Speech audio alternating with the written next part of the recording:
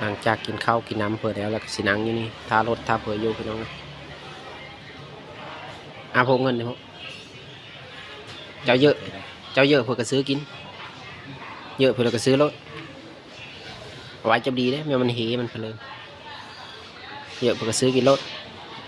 200,000ถ้าเป็น200,000ก็พี่น้องถ้าเป็นเอาไว้ถ้าเป็นซื้อกินไว้จะดีได้ยังมัน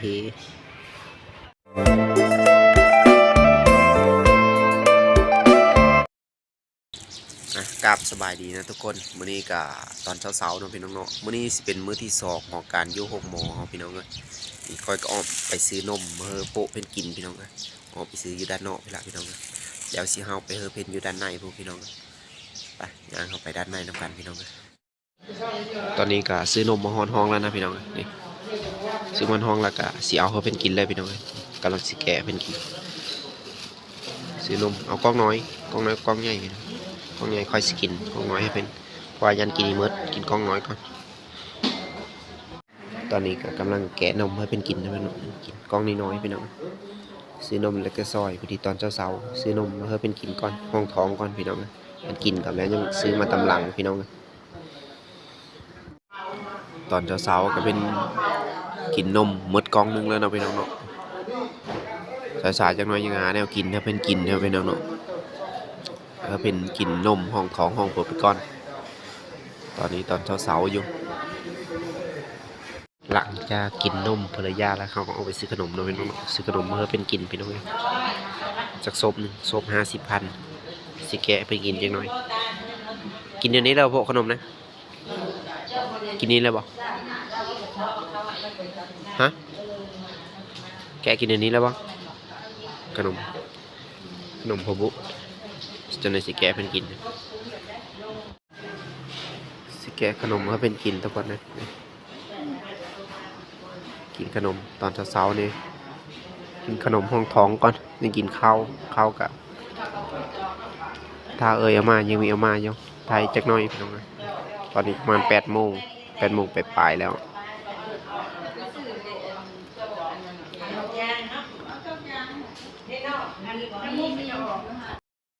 หลังจากเพิ่นกินนมกินขนมเพอยาแล้วก็น้องพี่น้องค่อยก็อ้อมมาซื้อของอยู่ของกินอยู่ด้านนอกพี่ละพี่น้องซื้อข้าวซื้อน้ำแล้วก็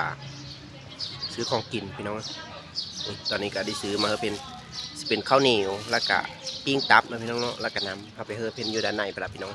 เพราะว่าพี่น้องเยอะเข้าละใส่สายเนี่ยแล้วนะพี่น้องเนาะก็กระชิญางครับไปเลยพี่น้องเลยแต่ว่าตอนซื้อเครื่องซื้อของนั้นไม่ค้าค่อยกะไม่ได้ถ่ายให้พี่น้องได้เบิ้งนะพี่น้องเนาะมีแต่เฮาบ้านในพี่ค่อยสิถ่ายให้เบิ้งไปเฮาในเลยบัดนี้เป็นท่าหึงแล้วบัดนี้หลังจากซื้อของอยู่ของกินเข้ามาเฮาในแล้วก็พี่น้องเนาะนี่ค่อยกะกำลังแกะเป็นกินเลยพี่น้องนะปิ้งตับข้าวเหนียวแกะเป็นกินเลยเป็นเลิกแข็งโยพ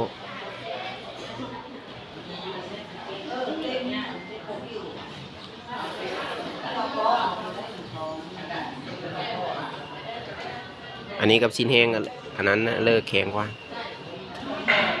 ยำใดอยู่บ่เพราะมันมีอันอ่อนมีแต่อันแบบนี้เนาะ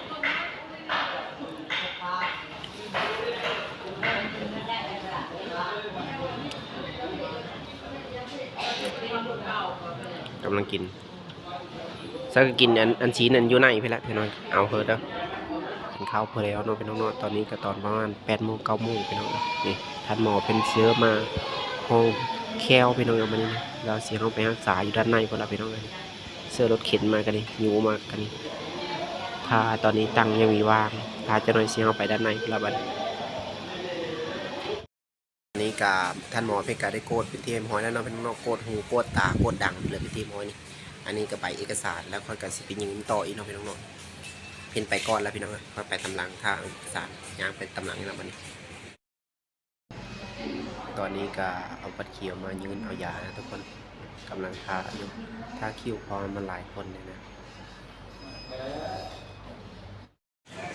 ตอนนี้ก็ได้ยืนเอายาเป็นเทมห้อยแล้วนะพี่น้องเป็นวางยามาให้เรียบร้อยเลยซิมีสโลมแล้วก็ยานั่นนี่พี่น้องไปบินเก็บเงินไปเลยนี่แหละแล้วค่อยกับสิญางไปแพทย์เป็นตอนเลยตอนนี้ก็ตอนชิงแรกเราเป็นน้องเนาะพวกเป็นกำลังกินข้าวมื้อนี้ก็เป็นมือพี่น้องนะสีมืออื่นเสาตอน เที่ยงๆพละนาสิได้ออมมือกินข้าวกินน้ำเดียวตอนชิงแรงจบกินเลยผ่าเลย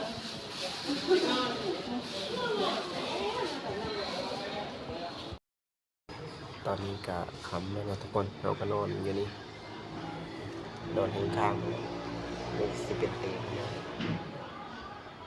เตียงโผล่เขานอนอยู่ลุ่มนี่โอ้ซาบโอ้เปิดแล้วก็นอนข้างๆไปแล้วนอนคืนนี้มีผ้าห่มคืนนี้เอาแพร่ห่มเอา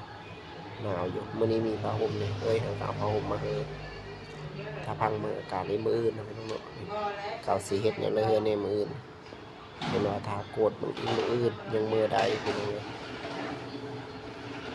ตอนนี้เป็นว่าเสื้อยาเสื้อไปเลยแล้วอะไรแบบนี้อันนี้สิเป็นมื้อที่3แล้วเป็นน้องออกการโยหงมอนถ้าท่านหมอเป็นถ้าไปกดอีกเทอนึงเนาะเป็นน้องกดอีกเทอนึงแล้วก็สีออกเมื่อในนั้นมื้อนี้พี่น้องเพราะว่าหมดเงินหลายแล้วมื้อถ้าท่านหมอเป็นกดแล้วก็สีออกเลยพี่น้องขอออกนะเป็นแล้วมื้อนี้นะท่านหมอเป็นปลดสโลมเพิ่นแล้วก็สิเมื่อเลยบัดนี้ขอบท่านหมอเป็นพิธีเรียบร้อยแล้วพี่น้องวันนี้ก็เป็นปลดสโลมเพิ่นพิธีเรียบร้อยแล้วนะทุกคนแล้วเฮาก็สิเมื่อเนาะพี่น้องวันนี้นะเพราะว่าเป็นมื้อที่3มันอยู่เหิงเติบเลยโกก็สินั่งอยู่หั่นปลดสโลมเอาพิธีเรียบร้อยไปแล้วอันนี้ก็สิเป็นเครื่องของเฮาเนาะพี่น้องมีหมอนมีผ้าห่มพี่เด้อนี่ผ้าห้องผ้าพี่เด้อแล้วก็เครื่องอยู่ของกินนะพี่น้องสิเมื่อเลยจะถ้ารถเขาโทรมากก็เฮาก็สิเมื่อเลยนะทุกคนนี่นั่งทาอยู่นี่พี่น้องถ้ารถเข้ามาจังเลยนี่ก็เป็นยาที่เป็นวางให้น้องเป็นน้องๆยากินแล้วอันนี้ก็เป็นเครื่องรีเซ็ตบาดแผลไปเลยนะวันนี้ในระหว่างถ้ารถโดยสารเข้ามาก็เฮาก็เยอะเข้าแล้วตอนนี้เนาะพี่น้องเนาะตอนชี้เท้งพี่น้องตอนนี้ก็เยอะเข้าแล้วเราไปหาซื้อแนวกินพี่น้อง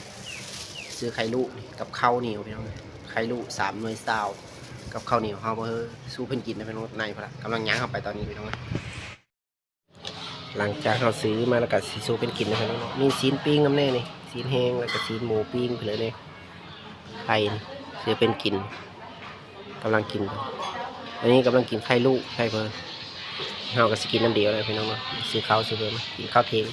มาพี่น้องข้าวน้ำกันพี่น้องกินข้าวเทงน้ำกันหลังจากกินข้าวเพื่อแล้วในกระรถเขาซีมาพี่น้องรถเขาออกประมาณบ่ายโมงบ่ายเพิ่นแล้วหลังจากกินข้าวกินน้ำเพื่อแล้วก็สินังอยู่นี่ท่ารถท่าเพื่ออยู่พี่น้องพกเงินนี่พกเจ้าเยอะเพื่อก็ซื้อกินเยอะเพื่อก็ซื้อรถไว้จะดีได้มันเหมันเพลินเยอะเพื่อก็ซื้อกินรถ200,000ถ้าเป็น200,000ก็พี่น้องถ้าเป็นเอาไว้ถ้าเป็นซื้อกินไว้จะดีได้ยังมันเหแล้วเฮาก็ได้มานั่งทารถอยู่ด้านนอกพี่น้องเนาะกระโปงพอดีนั่งทารถอยู่ด้านนอกพี่แต่ว่าปาดนะเขาไม่ปาดซ้ำเนาะพี่น้องเนาะปาดไม่เลยมีแต่เขาสั่งยาแล้วก็ซื้อยาไปเลยน้องพี่น้องเนาะราคารายจ่ายไปกับเมื่อประมาณ4.5 ล้านแล้วตอนนี้นะน้องพี่น้องเนาะมาตะบิดเมื่อประมาณ2 ล้านแล้วก็คืนที่2ก็ประมาณล้านหรือล้านปลายๆนี่น้องเนาะแล้วคืนที่3นี่ประมาณล้านปลายๆตอนนี้เราขึ้นรถแล้วไปเตรียมห้อยแล้วนะซิมเมอร์เลยนะไปขึ้นรถแล้วซิมเมอร์เลยโรงพยาบาลทำอะไรเมื่อหอดกันนะสิเยอะคำๆละตอนจริงแรงจากเฮาขี่รถมาทางกะเฮาไปซื้อเครื่องซื้อของอยู่ในตลาดเนาะพี่น้องสิเป็นตลาดแรงพี่น้องสิเอาซื้อเครื่องซื้อของอยู่ด้านในไปละพี่น้องไปเอาเบิ่งกันเอาซื้อเพื่อนนะพี่น้องแล้วตอนนี้ค่อยกะได้ออกมาแล้วนะทุกคนซื้อเครื่องซื้อของมันหลายเติบ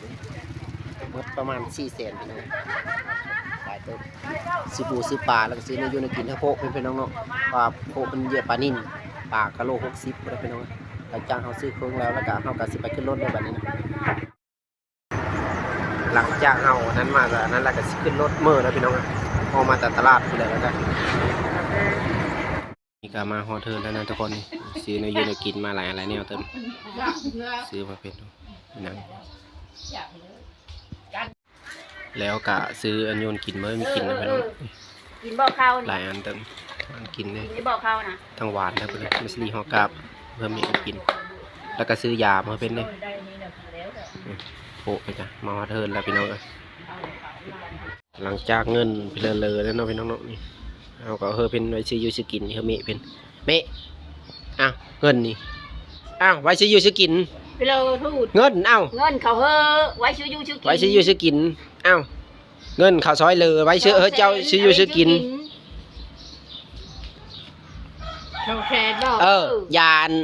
ดีตาพังยาไปเลยกระติกซื้อติกสั่งซื้อมาแล้ว มาแล้วสั่งน้ำเขาอีก ติกสั่งซื้อมาเขาแล้วจะได้เฮอพระเจ้ากินยังเลยถ้าเลิกหันติกเฮอ200,000นะ ยังเลยอยู่บ่เงินนะ เลยจะบ่เอาไว้จับดีไว้ซื้ออยู่ซื้อกินเท่านั้น